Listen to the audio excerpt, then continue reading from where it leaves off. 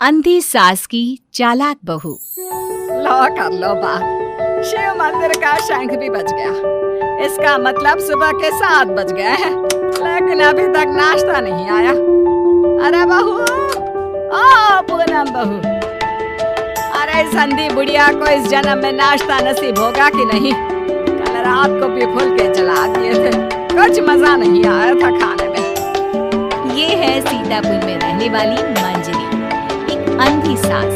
मन की साफ है, बस थोड़ी सी जुबान से तेज है।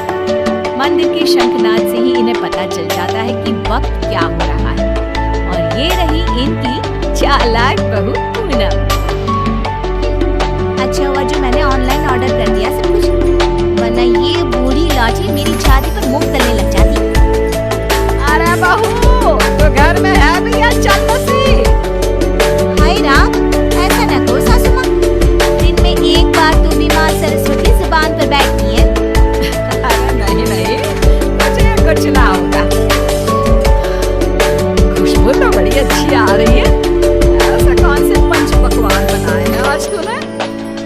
आज है स्पेशल जलेबियाँ, फाफड़ा, आलू की पराठे, कम चीनी वाली गर्मा गर्म चाय, दही पकोड़े, ये सब। वो मुझे डॉक्टर ने कहा है ना कि आप दिन में कम से कम 3 से 4 घंटे सोया करो, इसलिए आज मैंने सारा काम निपटा दिया है। अब मैं सो जाऊंगी। वाह, क्या स्वाद है। लेकिन बहू, ये तो ब्रिजवासी की जलेबियां है ना? तू तो कह रही है कि तूने बनाया है। दरअसल वो मैंने ब्रिजवासी काका से रेसिपी पूछ ली थी। अच्छा मम्मी जी, मैं आती हूँ अभी, जरा वो दूध गैस पर तेज आंच पर रख कर आई हूँ ना। पूनम फौरन ही वहां से उठकर रसोई में भाग जाती है। मंजरी को फिर भी पूनम पर थोड़ा शक आता है। पूनम ऐसे ही रोज अपने पति के पैसों को खर्च करके बाहर से खाना मंगवाती और अपनी सास से कहती कि उसने खुद बनाए हैं। और उसकी बेचारी अंधी सास बहू के इस झूठ से बेखबर सारी चीजें मान भी लेती। एक दोपहर में पूनम पूरा मेकअप करके तैयार होकर खड़ी होती है। चलो फटाफट पतली गली पकड़ के निकल लेती हूँ, इससे पहले कि बुढ़िया मुझसे टकराए। बेचारी मेरी अंधी सासू माँ, उसे लगेगा कि मैं सो रही हूँ, जबकि मैं तो अपनी जानू से मिलने जा रही हूँ।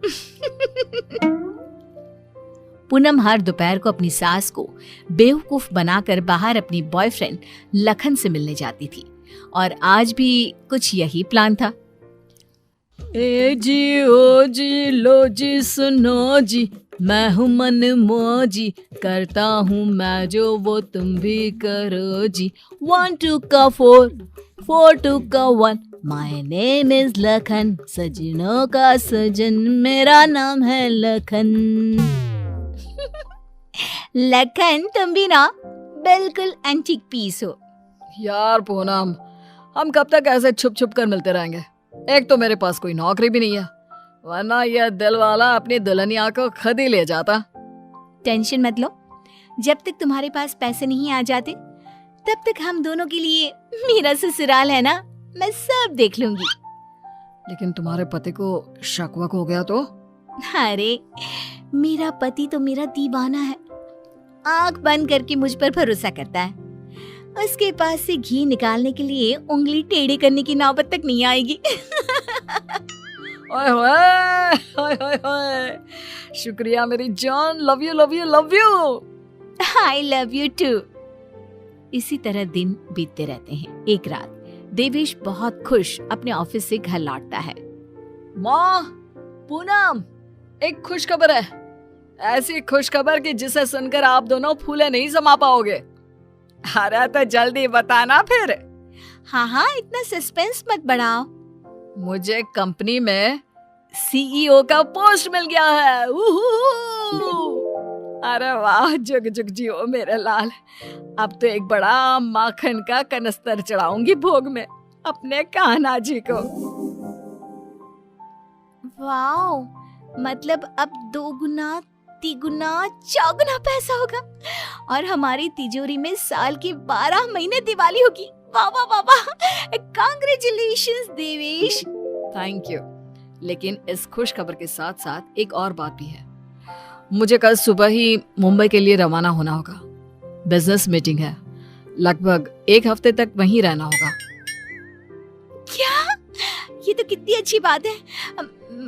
मेरा मतलब है कि आप मुंबई घूम भी लेंगे। कहते हैं ना, रात में मुंबई की सड़कें और नजारा काफी सुहाना होता है। वाकई में, ले जा इसे भी अपने साथ।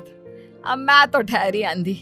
डॉक्टर ने कहा है रोशनी कभी भी आ सकती है, लेकिन मुझे तो ना लगता कि इस जन्म में आएगी मेरी आंखों की रोशनी। कैसी बातें करती हो सासू माँ आप भी। मैं भला अपनी सास को छोड़कर कहीं जाऊंगी क्या? अगर मैं चली गई तो आपकी सेवा क्या पड़ोस की मीना करने आएगी? देवेश, तुम आराम से घूम कर आओ और मेरे लिए एक अलग से सूटकेस भर के तोहफे लाना।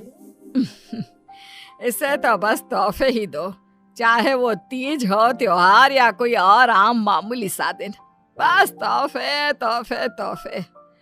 बिल्कुल पागल है ये। अरे, मैं तोहफे मांगू तो आपको क्या दिक्कत है? आप भी मंगवा लो ना।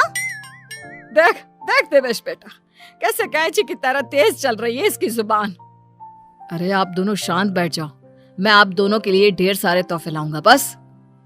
देवेश अगली सुबह मुंबई के लिए निकल जाता है। इसी बात से खुश होकर पूनम सोचती है, रास्ते का कांटा तो साफ हो गया है।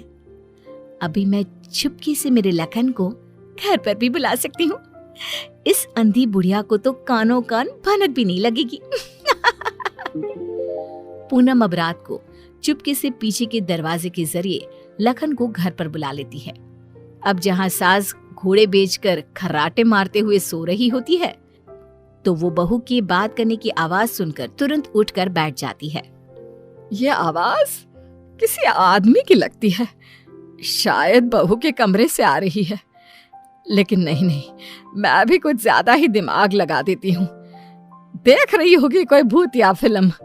अब तो पति नहीं है घर में, इसलिए रात भर ऐसे ही करेगी ना। लेकिन अगर कल जल्दी नहीं उठी तो फिर मैं इसके कानों के पास जाकर बर्तन बजाऊंगी जोरों जोरों से। ये सिलसिला रोज चलता है और मंजरी को रोज लगता है कि पूनम टीवी पर कोई फिल्म देख रही है। एक दिन जब पूनम बाहर होती है, तभी मंजरी सोकर उठती है और आंखें खोलते ही उसे सब कुछ दिखाई देने लगता है। वो अपने आसपास सब कुछ देखकर काफी खुश और आश्चर्यचकित हो जाती है। ये तो गजब हो गया, मेरे आंखों की रोशनी फिर से लौट आई। डॉक्टर ने सही कहा था, रोशनी कभी भी लौट सकती है। बहू, अरे ओ पूनम का चांद, कहाँ मर गई? देख तो अब मुझे सब कुछ दिखाई दे रहा है।